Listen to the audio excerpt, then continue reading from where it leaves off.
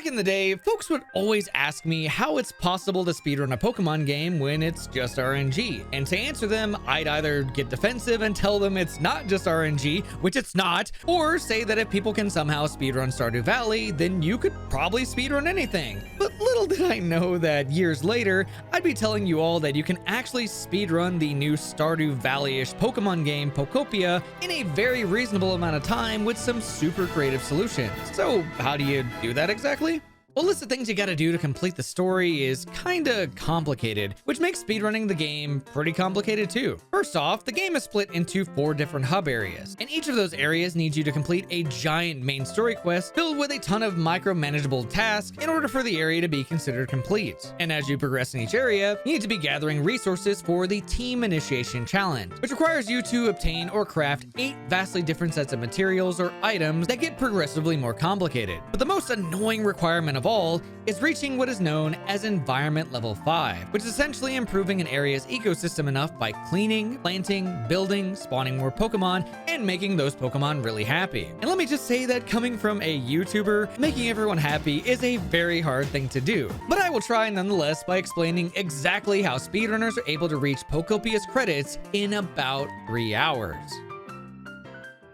A Pokopia speedrun starts with the introduction from Professor Tangrowth, guiding us through a mandatory tutorial that ends up giving us powers that can be used to reach our goal of story completion. And the interesting thing is that some of those powers aren't actually required to beat the story, the likes of which start with Squirtle for Water Gun to hydrate plants, trees, and dirt back to life, Bulbasaur to grow grass, letting us spawn more Pokemon by building grass habitats, Hitmonchan to rock smash rocks and terrain, Scyther to cut down objects, and finally Magikarp to jump. And outside of 2 more power-ups we'll get in the future, these will be the only ones needed for the speedrun, as we will be skipping power-ups from Drillbur, Zorua, Lapras, Hooper, Gyarados, and surprisingly, Graveler, because most of those power-ups are either just kind of necessary for beating the game, or take way too long to obtain to be worth it in a speedrun. Which brings us back to the wastelands, constantly watering things to get things nice and humid, growing grass to spawn future Pokemon that are super useful like Charmander and Timber, who have skills that help build buildings or habitats to raise the environment, and grabbing small objects like twigs, stones, lepaberries, and small structural items already placed down like stairs and signs for future Pokemon habitats. And by naturally progressing the story, we'll learn a ton of environmental level ups by the time we've gotten past Hitmonchan and Scyther's power up, finding Onix, and learning about Magikarp and its jump. And it'll be here where we're first introduced to the Team Initiation Challenge, telling us to grab 5 lepaberries, then proceed to the quest that the internet freaked out about, the Slowpoke Yawn quest, to get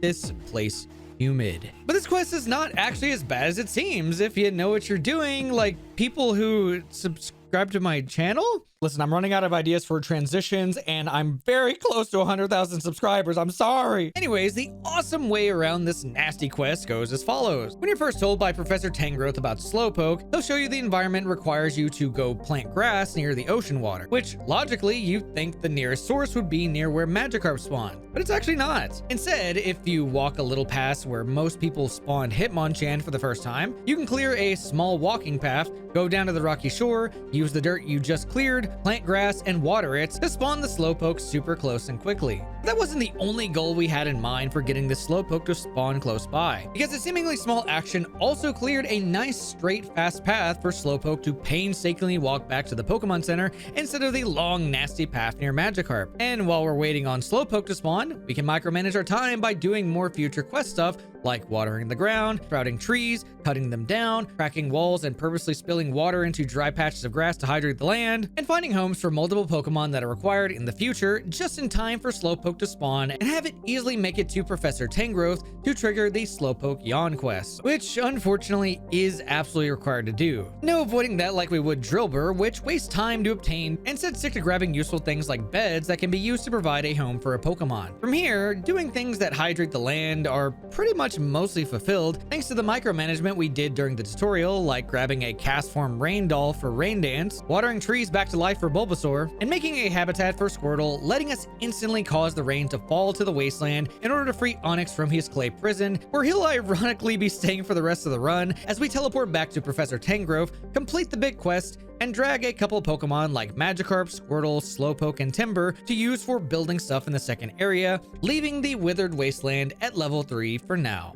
But but we'll be back there eventually for a level 5 environment, because no matter what, that is the location where the team initiation challenge requirements need to be turned into, so delaying level ups here isn't really a problem. What is a problem though that's solved by having Pokemon travel with us is what needs to be built in Bleak Beach. But before we build anything, we need a couple of vegetables for the team initiation challenge. Then we'll use a fountain drainy thingy, I actually don't know what this thing's called, cast form doll, and a bed to form a place where our 4 Pokemon will make their home, fulfilling a progression requirement for later and giving us a place to eventually teleport back to with a flag. And if we just micromanage some more by collecting a few glowing mushrooms, poles, and lights as we move forward, we can fulfill multiple quest objectives along the way from this very spoiled Meowth that our quest progression is almost entirely tied to while we're here. At the very least, Meowth has good intentions behind these quests that really help us press environment levels pretty high, with things like filling the town with light and spawning Pokemon like Piplup and Torchic to make bricks and waterway sludge. With how creative speedrunners are, we won't really have to turn to crafting benches to fulfill very many of these requirements when we can just use things off the ground to create a jumble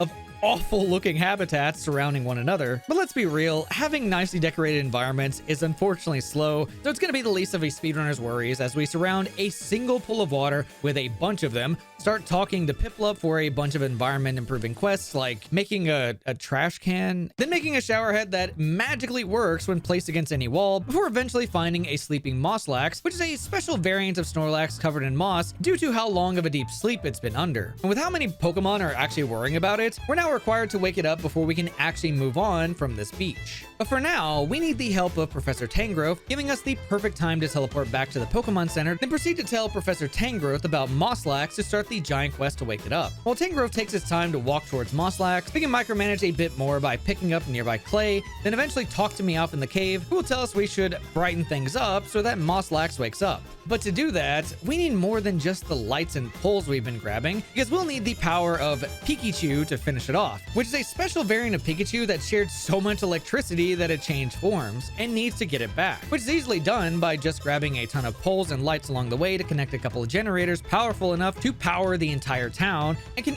easily connect back to Mosslax, who is also near a water wheel and a vending machine that can improve the environment by just existing. Truly, it all just works naturally, showcasing that you really don't have to do much to actually get this story to progress further. But despite all the stuff we did to the town at this point, it's not quite enough to meet the level 5 environment requirements, so we'll have to run around gifting Pokemon things, forming new environments, and just making Pokemon happy until Professor Tangrowth finally says we've done enough and lets us move on to the next area with level 5 in hand, all without needing to obtain Lapras a single time. And given that there's not much water in the next 2 areas, obtaining it just isn't worth the effort when it's not an actual requirement. Before moving on though, we'll need a couple of Pokemon like Azurill, Magikarp, Squirtle, Slowpoke, and Timber to follow us before we tear down the monstrosity of a habitat we worked so hard to piece together in order to get the next segment moving as smoothly as possible and teleport back to the wasteland. Here we'll be greeted with quite a few requests that'll make Pokemon nice and happy and only take a few seconds before finally moving on to the 3rd area, Rocky Ridges.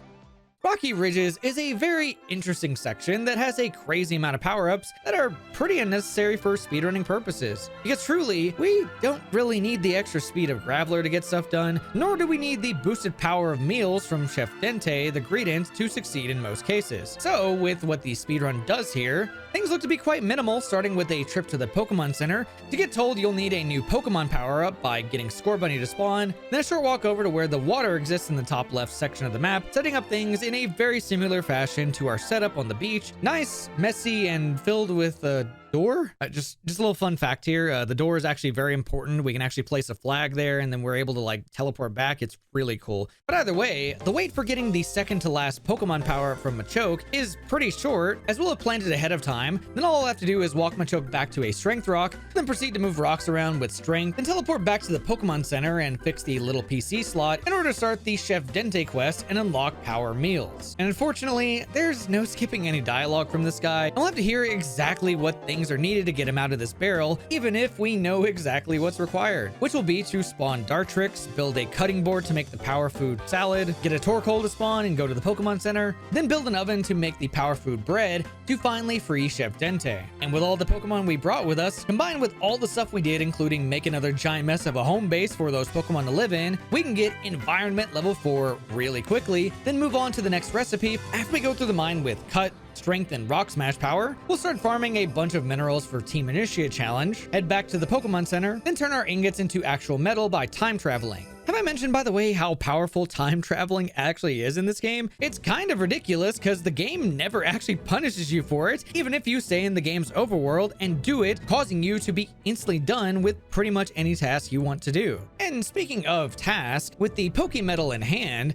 we can now obtain a frying pan to make steak using vegetables. Don't ask me how, but it's pretty optimal, just like how we're gonna go back, open the path that leads to DJ Rotom, one which we can now finish with Rock Smash thanks to the steak, since it powers up rock moves enough to smash the Fruity Pebble blocks, and some gold blocks needed for later. Then with one more date skip, we can force a teleport back to the Pokemon Center and obtain glass in the same go, then proceed to do it again for iron, which also passes enough time for a lot of things to respawn in the overworld, like vegetables needed for later. But for now, we gotta set up for that big party we've been building up to in order to finish this rocky section, the likes of which isn't actually too bad when you really emphasize decoration. The funny thing is too, is that you don't actually need to clear out the area either. All you need is to make enough room to fit that giant cooking pot, teleport back to your monstrosity of a base to grab the party guests, travel back to the actual party, then decorate with enough party streamers and balloons that you never actually have to spawn in Ludicolo to dance, and can just skip straight to cooking curry to get the party started for Volcanion. And as always, saving the best for last brings us to making Pokemon happy enough for environment level 5, and packing up our base and band of Pokemon for the final area of the game, the Sparkling Skylands.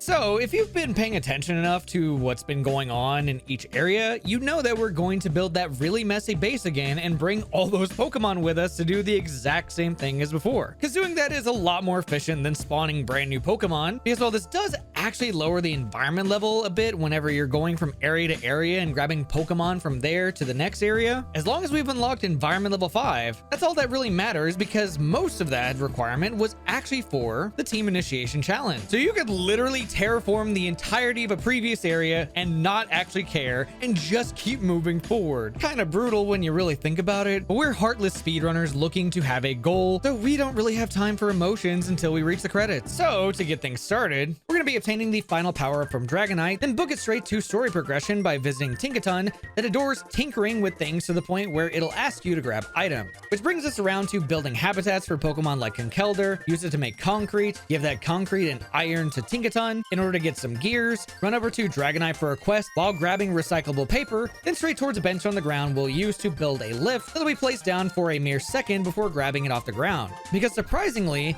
we only actually need one lift to complete the story, because the lift isn't actually needed for Tinkaton if we just teleport back to the Pokemon Center. So instead, we can just shove the platform into a new, more useful spot, make a home in the ground with a door and flag, grab Tinkaton, then have it follow us via another teleport, starting its big story quest to rebuild the entirety of Silphco. And unfortunately for us, every item in the building is one that can't actually be picked up or used for whatever reason. So all we can really do is go up the stairs and let Tinkaton tell us its plan. Once it does, given how much stuff we've been snagging along the way, we can instantly build floor 1 with a time skip combined with all the ingots we grabbed in Rocky Ridge, head back to Rocky Ridge to grab Chef Dente for floor 2 construction, instantly construct that as well, teleport to the beach to grab Pikachu, while also using the local Trubbish to turn the wasteland paper into actual paper for Team Initiation Challenge, then teleport back one last time to instantly build the final floor with some more date skipping. And by the time you're done, you'll hear the cry of a very familiar Pokemon, which you'll find sitting in a Master Ball waiting to be released and ready to tell you that you did a fantastic job rebuilding Silphco, letting you complete the quest with the only thing left to do being to earn the level 5 environments and leave the final area for the last requirement to reach the credits: the Team Initiation Challenge and environment level 5 in the Wastelands. This final part of the game is unfortunately quite monotonous, but if you've never seen the ending of this game, then just know that the pain is worth getting through it all. Starting off this final bit of the area, we break everything down in the Sparkling Skylands, abandon the area by bringing a bunch of Pokemon back with us, build that messy home we know and love, recruit more Pokemon, start crafting random bits and bobs for the Team Initiation Challenge, starting with 10 beans, tomatoes, and wheat, 20 lumber, 5 fluff, 10 paper, 40 bricks, 20 gold ingots, 50 concrete, 10 crystal fragments, 5 Tinka gears, produce 50 electricity, make 4 industrial beds, resort lights, and office desks before we finally see why we needed environment level 5. Because at this point, we have to make a washing machine, a refrigerator, and a Game Boy, all of which are received from reaching level 5 environment. But then comes the final 2 items. One is a cherished photo, which can be pretty much any photo, but I think most people probably took a picture of Professor Tangrowth, which I think is quite cherished beyond belief. Unless, of course, you're a speedrunner, then you just take a picture of the wall. And the final one being Party Poppers, which can only be obtained by reaching level 5 Wasteland. And that is pretty much everything else that we'll be focusing on from this point forward by making every Pokemon that we see as happy as possible. Earning Party Poppers as the final item needed to complete the Team Initiation Challenge and feel emotional from the absolutely wholesome vibes of the credits, ending the speedrun in currently around 3 hours.